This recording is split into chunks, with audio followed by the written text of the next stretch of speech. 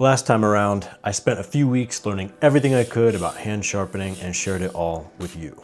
There are many different ways to sharpen a blade, but I was drawn to hand sharpening with a flat stone like this one because it's the simple, classic method that requires the most skill. And I like feeling semi-competent. I didn't really ever plan to purchase a different method of sharpening knives, but if I were to use a different method, it would be a fixed angle machine that's not powered. It just fixes the angle so that you don't have to worry about holding that angle and can focus on sharpening the edge.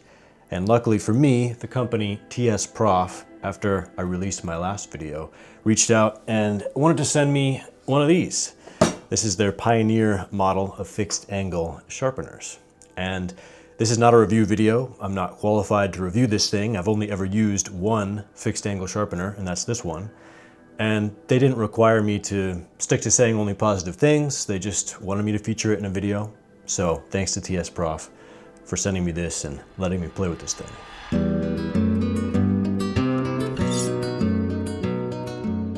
Thus, I set out to compare the results I can get by hand sharpening to what I can do on this bad boy.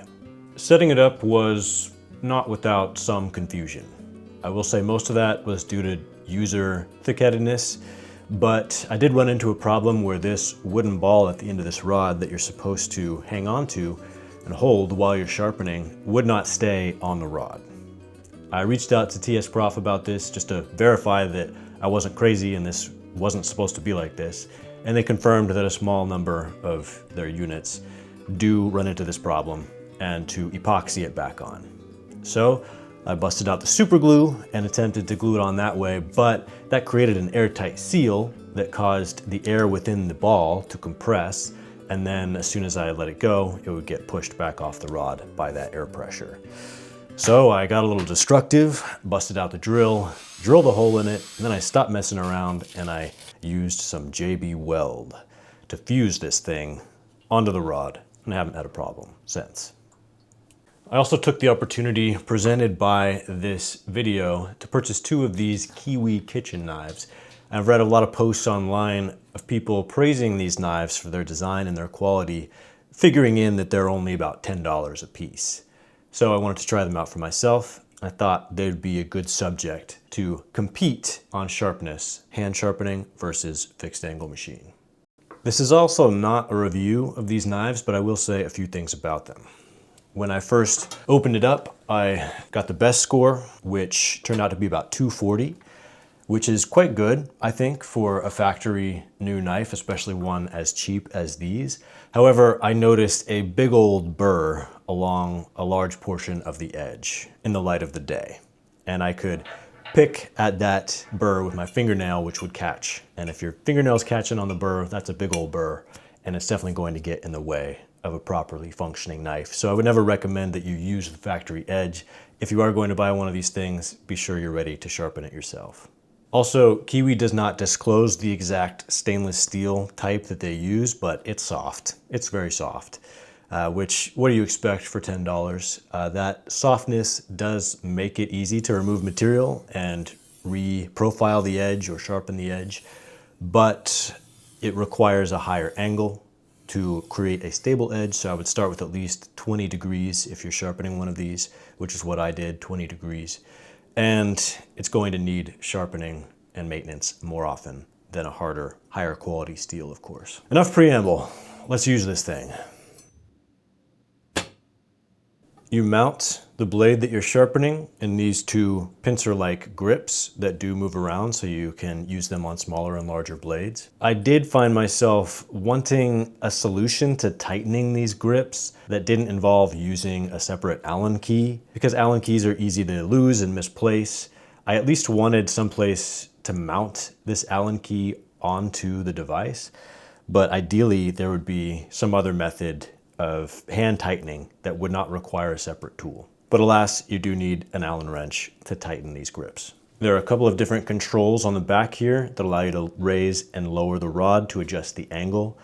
And TS Prof also sent me one of these Axicubes so that I would be able to find the exact angle that I was looking for, which is neat to have, but not really necessary, especially for the home sharpener. It's much more important to be consistent in your angle than to find the perfect 20-degree angle or whatever you're shooting for. This kit that they sent me comes with 5 different grits of diamond plates, as fine as 1000 grit and as coarse as 150. It also contains a 220, a 400, and a 600. From playing around with this, at least on the knives that I was sharpening, I did not find it necessary to use each one of these stones.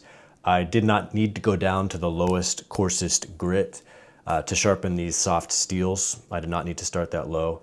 And also can skip 1 or 2 in the middle and go right up to the finer grits. Again, at least on these softer steels. Mounting these diamond plates to the machine is pretty easy, spring loaded, and works great as long as the wooden ball on the end of the rod doesn't pop off. From there, we're ready to start sharpening. And as far as I know, it doesn't really matter what motion you use. You can use a saw-like motion, quickly going back and forth. You can use broader, more gradual strokes to get the entire blade at once, or you can focus in on certain sections that need more attention. Of course, I would end with each stone that you use, using larger, broader strokes, getting the entire blade in one sweep so that you're left with a more even edge. With these Kiwi knives, I was easily able to feel for the burr just with my finger and my fingernail. And once I had apexed and there was a burr on the lower side, I flipped the knife, which is quite easy to do with this mechanism, and worked the other side. As I moved up into finer grits, I used edge leading strokes only, going back and forth from side to side in order to gradually deburr the blade. The best score that I got for this Kiwi blade is 325 gram force, which is not particularly impressive, but it is within the range of what a factory new quality blade should score. This kit did not include strop plates, so I matched my angle to the rod and used my hand strops and stropped the blade while it was mounted in the machine. I progressed from 4 micron diamond grit stropping compound to 1 micron,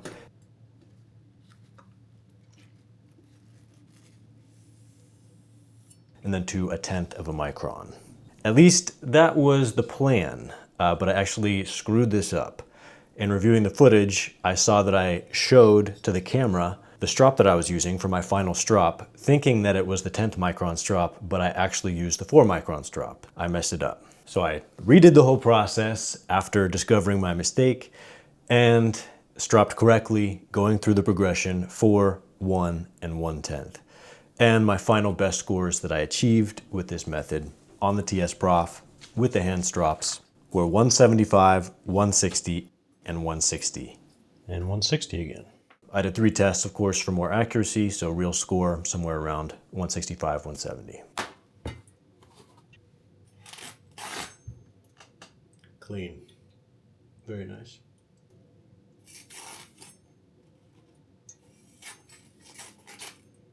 Not the sharpest I've ever gotten. Properly stropped. Shaves no problem.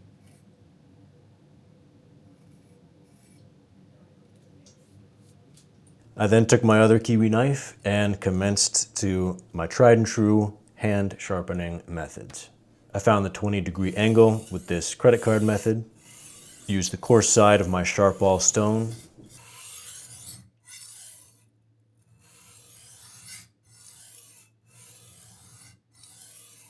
until I had apexed and gotten a nice burr, worked to the other side, eventually moved over to the fine side of the stone, and used alternating edge leading strokes to refine the edge.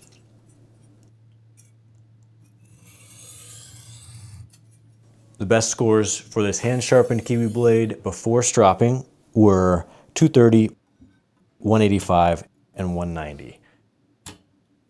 Okay. All right. That's much better.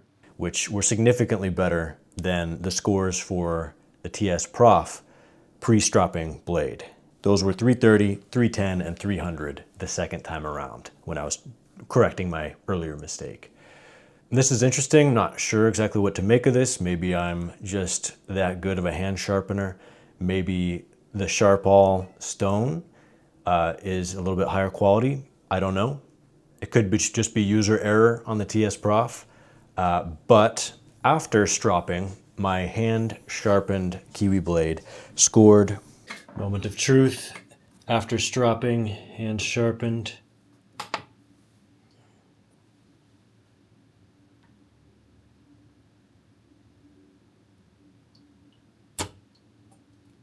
Barely a difference. All right. 160, okay. So true score around 180, 185, which is actually a little bit duller than the final score on the TS Prof. Maybe it's because it actually helped me to hold a better, more consistent angle to have the Kiwi blade mounted while I hand stropped it rather than doing it all by hand. Or could be that, yeah, I mean, that's probably it. Either way, both blades ended up being very similar in their best scores. The hand sharpened blade after stropping performed, I think, just as well on the paper towel, the newspaper, and the shaving tests. How about the paper towel test? That's cleaner. That's definitely cleaner.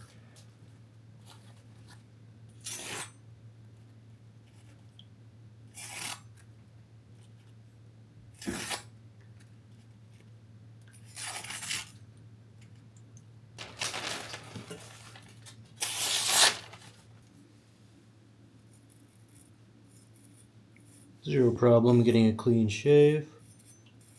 Very good. My final thoughts, once you're decent at hand sharpening, I don't think it's really any faster necessarily to use a fixed angle machine like this. It does take longer to build that skill if you're beginner to sharpening, and this would be easier once you have the machine itself set up to pick up and go with. So if you're someone who has more time than money and you're interested in learning the skills of hand sharpening, I would still recommend going with the hand sharpening method. But if you're someone who has more money than time or just wants to play with a new toy, then I could definitely see getting this or something like it. I think for my next knife video, I'm going to try sharpening a blade on everyday objects like coffee mugs and bricks. So if you want to see that, subscribe and comment down below any other sharpening subjects you'd like to see me investigate. Stay sharp.